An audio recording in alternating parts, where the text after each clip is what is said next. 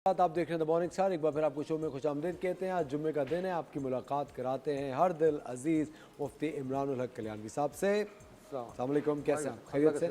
ठीक ठाक है। अच्छा मुफ्ती साहब, आज 25 नवंबर है, एक आलमी दिन है तशद्दुद के ख़िलाफ़ जो कि ख़वातीन पे होता है पूरी दुनिया में। इस बारे में आप क्या कहना चाहेंगे? बिस्मिल्लाहिर्रहमानिर्रहीम, नहमदुहु व नसल्ली अला रसूलिल करीम।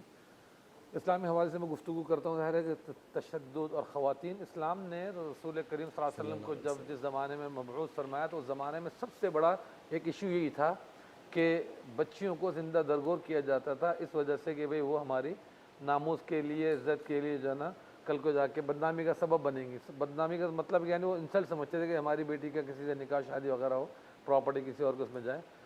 तो एक दफ़ा का मुझे याद है, सर्वे 4-5 साल हुए होंगे इस बात को कि सर्वे किया गया था पूरे उसमें दुनिया में ख़वातीन के इसी दिन के हवाले से कि सबसे बड़ा औरतों पे एहसान करने वाला दुनिया में आप किसको समझते हैं।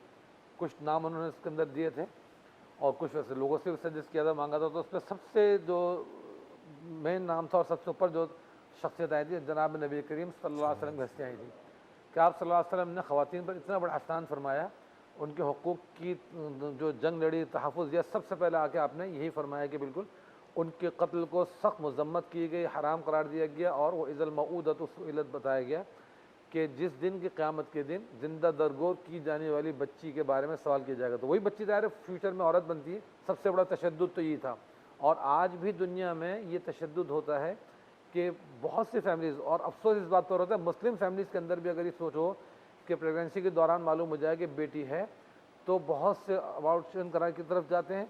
बहुत से हस्बैंड की या ससुराल वालों की डिमांड होती है कि हमें बेटा चाहिए, बेटी नहीं चाहिए, और इस तरह के मामला करते हैं। तो ये भी समझिए आज इस्लाम के होते हुए भी जहालत के दौर में हम जी रहे हैं।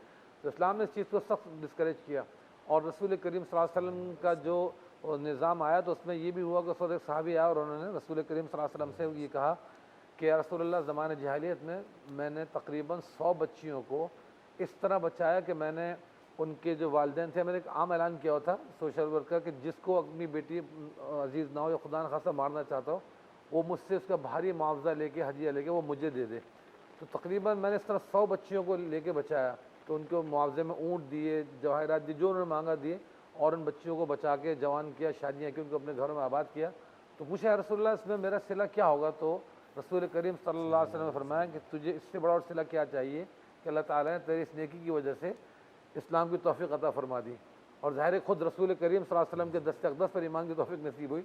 तो सबसे बड़ा सिला तो यही हुआ, आखिरत में सिला मिलना है।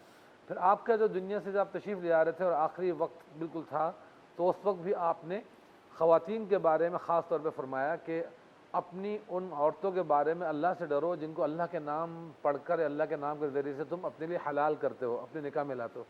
तो अपनी बीवियों के मामले में अल्लाह से डरो। तो हम जो समझते हैं कि ज़्यादातर हम लोग बयान करते हैं भाई अल्लाह के रसूल ने फरमाया कि सजदे की इजाज़त होती है तो शौहर को सजदा करती बीवी, मिजाजी खुदा वगैरह बनाते हैं। तो वो अपनी तरफ एक तरफ रसूल पाक ने शौहर की इज़्ज़त बताई है, लेकिन दूसरी तरफ जो ख़वातीन के हुकूक़ कुरान में, हदीस में वाशिरुन्ना बिल मारूफ़, तो कुरान कहता है कि इनके साथ बहुत मारूफ़ और अच्छे तरीके से, डिसेंट तरीके के साथ ज़िंदगी गुजारो। वो पहलू अगर हम देखें तो हम तो समझें कि उस लेवल पर उतरते नहीं कि जो बीवियों के हुकूक़ बयान किए गए हैं। और कुरान ने ये भी कहा है कि उनके लिए उतने ही राइट्स हैं। अब ये बात सिर्फ बीवी की हद तक नहीं है बल्कि ख़ातून की हद तक है कि ख़ातून को कितनी अहमियत दी गई है, कि उनके पूरे बैलेंस पैरेलल हमें बताया गया कि उनके खाना पीना पहनना ओढ़ना सारा हमारे ज़िम्मे है।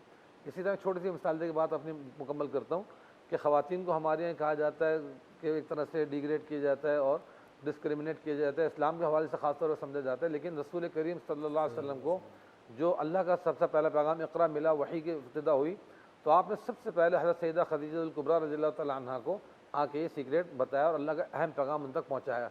तो वहाँ से ख़ातून का मकाम भी मालूम होता है और दूसरा बीवी के रिलेशन की अहमियत भी मालूम होती है हमें कि उन पर तशद्दुद जायज़ नहीं, बहुत प्यार से रखने वाली चीज़ है ये। और ख़ातून बेटी हो, बहन हो, बीवी हो, माँ हो, तो माँ को तो कदमों के नीचे जन्नत करार दे दिया कि उसके कदमों में जन्नत है। तो एहतराम इस्लाम के अंदर माँ। बेशक। अच्छा वो सब एक चीज़ और कि